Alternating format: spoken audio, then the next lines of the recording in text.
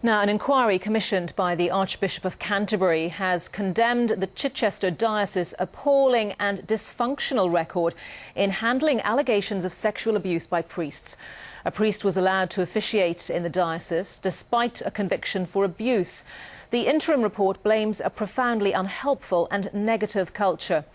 The intervention by Rowan Williams followed criminal cases against the Reverend Roy Cotton and Reverend Colin Pritchard, who abused several children during the 1970s and 80s, and the resignation of members of the diocese's child protection team.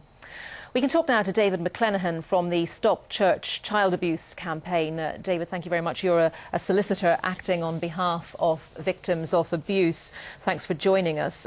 Looking at the language coming out in this interim report and reflecting on previous investigations into abuse in the Catholic Church, well, we're seeing similar sorts of language being used, aren't we? We are indeed, Anita. I mean, the shocking thing about this report is that it has confirmed that child sexual abuse within the Church of England has been rife. Not only that, but the Church has failed for many decades now to step in and protect children. And perhaps the most shocking thing is that even today, the report concludes that the Diocese of Chichester has insufficient child protection matters in place, and so much so that the Archbishop himself is intervening now and taking control of that aspect. So that diocese has insufficient child protection measures.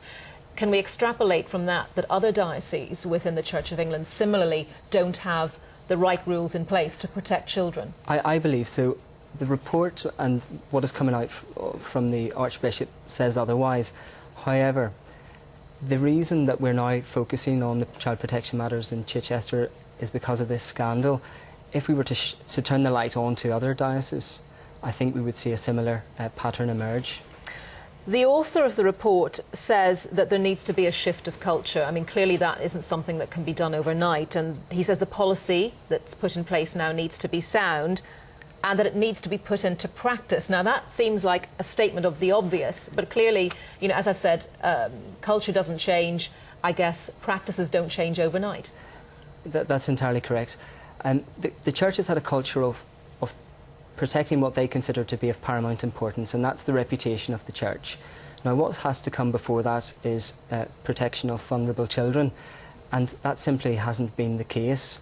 At the moment, there is a call on behalf of victims of abuse and other child abuse lawyers for there to be a full public inquiry into child church abuse, and we need an independent inquiry looking at just what is going on, and we need to have that as soon as possible to ensure that we don't see a repeat of what is happening in Chichester.